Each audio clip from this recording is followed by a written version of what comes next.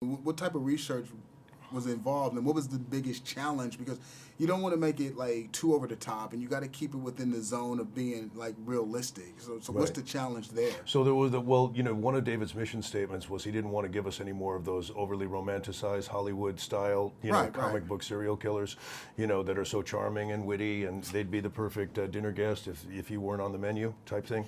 So we wanted to show them in a very authentic way. Most of these guys are deeply troubled, fractured, very sadistic human beings.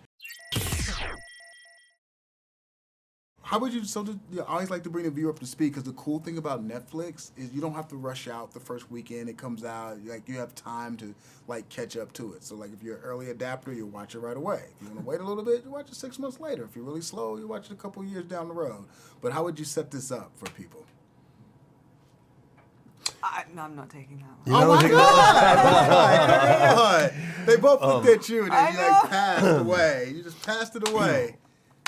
But it's a show about the birth of criminal profiling. There we go. And we follow 2 FBI agents and a woman who is an academic and an expert in criminal psychology, as they conduct a series of interviews with incarcerated serial killers to try to better understand their motivations and their psychology, in the hopes of eventually preventing equally violent crimes.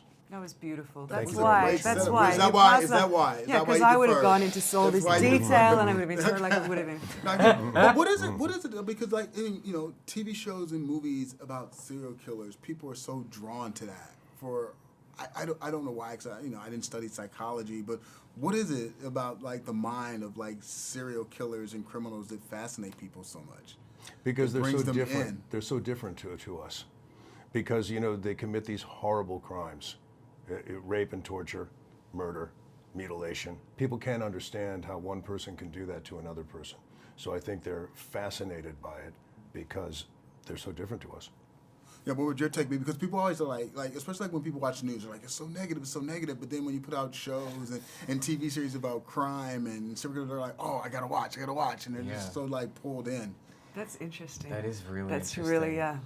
I think part of it too is that we're so repressed sexually that talking about sexually motivated murders and serial killers is a way for us to talk about sex and violence in ways that perhaps we wouldn't be comfortable talking about in our everyday lives. That may be a good point.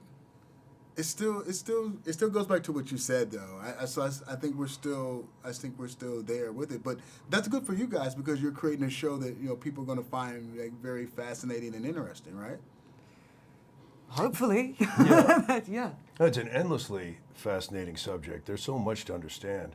That's why, when we first started working on the show, and I really realized how much research was going to be necessary. That's what's going to ask you next. I mean, what type of research was involved, and what was the biggest challenge? Because you don't want to make it too over the top, and you got to keep it within the zone of being realistic. So what's the challenge there? So there was one of David's mission statements was he didn't want to give us any more of those overly romanticized Hollywood style, comic book serial killers, that are so charming and witty, and they'd be the perfect dinner guest if you weren't on the menu type thing.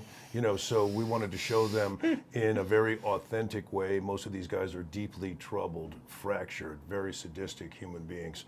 And, so for me, it was 3 things. I wanted to do as much research as I could about the serial killers that we were going to be dealing with on the show and know their histories and the crimes that they committed.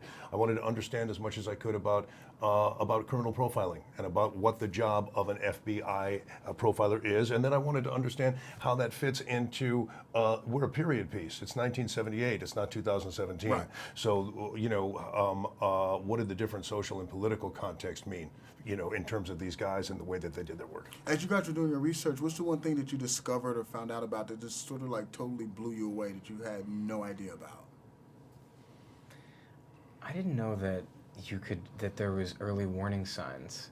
I didn't know a lot about serial killers, but learning that if you're killing small animals or wetting the bed at a later age in childhood or setting things on fire, that those are 3 things that often happen in early days. The commonalities usually starts with... What's it called? The McDonald triad, I think. Dr. Wendy Carr. Dr. Wendy Carr.